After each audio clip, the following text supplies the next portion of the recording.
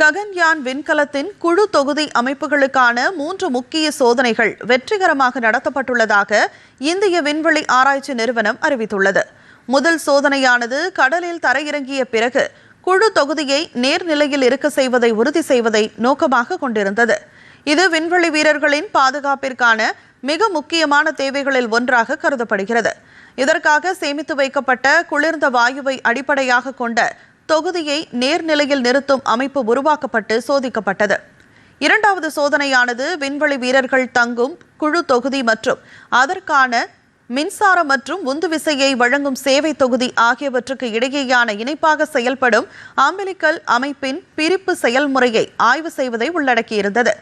மூன்றாவது சோதனையானது உச்சி கவச பிரிப்பு நிகழ்வின் போது குழு தொகுதியின் கட்டமைப்பு உறுதித்தன்மையை உறுதிப்படுத்தியது. இந்த கவசமானது விண்வெளி பயணத்தின் போது பாராசூட்டுகள் மற்றும் அது சார்ந்த துணை அமைப்புகளை பாதுகாக்கிறது.